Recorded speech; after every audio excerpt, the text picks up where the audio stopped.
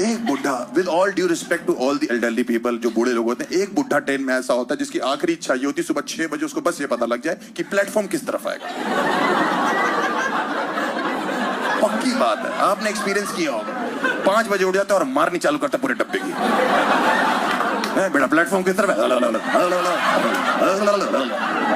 1 घंटे से मुझे एहसास हो रहा है कि मुझे एक आदमी उठाने में लगा, उठो बेटा प्लेटफॉर्म किस तरफ है, प्लेटफॉर्म किस तरफ है, प्लेटफॉर्म किस तरफ है। मेरी आंख गुस्से में खुली, मैंने कहा बीजेपी की तरफ।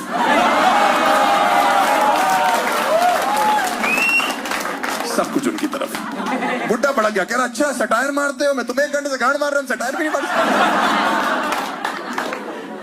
विद ऑल ड्यू रिस्पेक्ट, कुछ बुड्ढे ऐसे होते हैं जो चढ़ते ही ट्रेन में लौंडों के साथ केबीसी खेलने के लिए।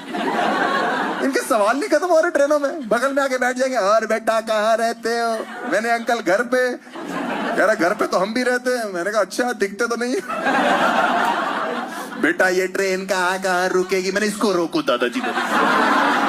ट्रेन से आगे निकल गया ये। क्यों जानना है आपको? जहां जहां ड्राइवर ब्रेक मार देगा। कह रहा ये तो बहुत ही घटिया जवाब दिया आपने। तो आपके सवाल कौन सा नासा हेडक्वार्टर से आ रहे भाई? दादाजी ने टिंडर डाउनलोड कर रखी थी भाई। मैंने कहा ये क्या है? कह रहा बेटा आपको नहीं पता, इसमें तुम लड़कियों को दोनों तरफ धक्का दे सकते हो।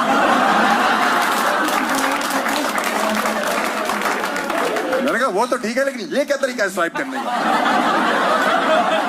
कह रहे मेरी उम्र ऐसी, मैं फिसल जाता हूं बेटा। बकवास ना करो मेरे से।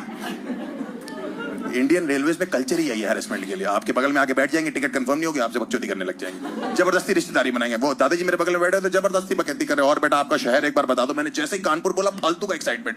आपने पहले क्यों नहीं बताया कानपुर रहते हो, वहां का रहते हो आप? मैंने कहा लाल बंगले मेरा एरिया। आपने बताया क्यों नहीं, टाइम वेस्ट कर दिया वहां का? मैंने कहा कैंट एरिया है, मैं वहां रहता हूँ। आपने बताया क्यों नहीं है? चाटा मार दिया। मैंने कहा दादाजी आप कहाँ रहते हो कानपुर में? कह रहे नहीं बेटा मैं तो आगरा का रहने वाला। तो ताजमहल के सबसे पुराने ईंट है, मेरी बात सुनिए। इतनी देर से कानपुर कानपुर क्यों लग रहा? बेटा बात करते करते 6 घंटे का सफर 3 घंटे लगता है। मैंने कहा दादाजी मार खाते खाते यही सफर 12 घंटे लगे।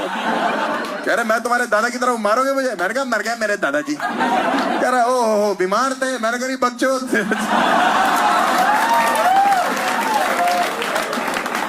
पिछले साल मैंने ट्रेन से धक्का दिया था। कह रहा क्यों? मैंने प्लेटफॉर्म पूछ रहे थे।